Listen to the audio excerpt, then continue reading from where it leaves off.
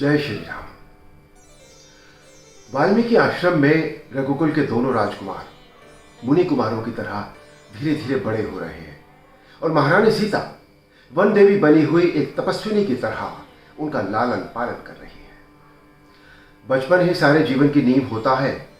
जो संस्कार और आदतें इस समय पड़ जाती हैं, उनका प्रभाव जीवन भर रहता है।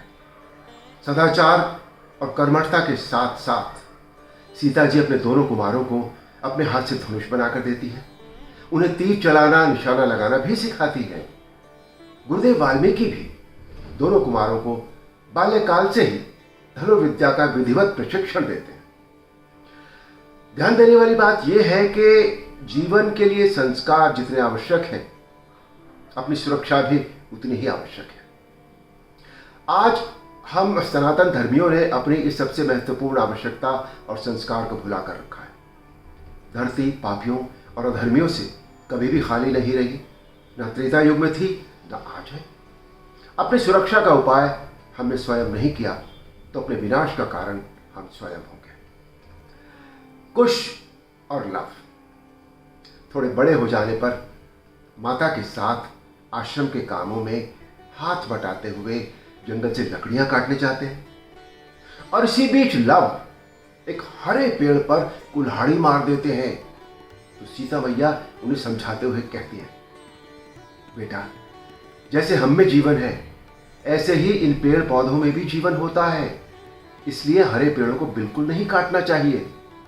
जैसे हम सब धरती माता के संतान हैं, वैसे ही ये पेड़ पौधे भी धरती माता की ही संतान है, इसलिए भैया कहकर इनसे क्षमा मांगो। ऐसे हैं हमारे सनातन संस्कार, जिनमें बचपन से ही पर्यावरण और जीवों के प्रति प्रेम और आदर भाव की शिक्षा दी जाती रही है। प्रतिदिन सवेरे उठना, स्नान करना, बड़ों को प्रणाम करना, नियमित संध्या वंदन करना, व्यायाम करना और उसके बाद शास्त्र और शस्त्रों का अभ्यास करना, सीता जी द्वारा निर्धारित ये दिनचर्या है कुश और लव की। ये दिनचर्या हमें भी अपनानी और निभानी चाहिए। बड़ों को प्रणाम करना, व्यायाम और योगाभ्यास करना, अच्छा साहित्य पढ़ना। उचित समय देखकर महर्षि वाल्मीकि ने कुश और लव का यज्ञोपवीत संस्कार किया। यज्ञोपवीत मात्र एक धार्मिक संस्कार ही नहीं है, बल्कि एक उपयोगी शारीरिक आवश्यकता भी है। इस विशेष रूप से बने धागे को धारण करने के धार्मिक लाभ अपनी जगह पर हैं, परंतु इसके बहुत सारे शारीरिक लाभ भी हैं, जिनको जानने और समझने की बहुत आवश्यकता है।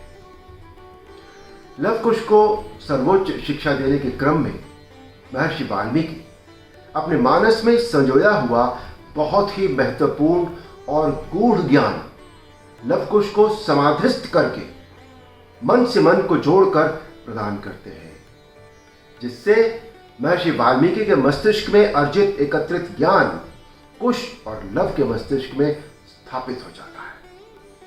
आज की भाषा में सरलता से समझने के लिए इसे हम डाटा ट्रांसफर कह सकते हैं।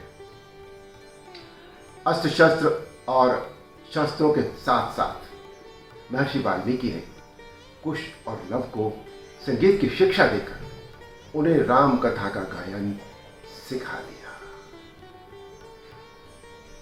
जय श्री राम।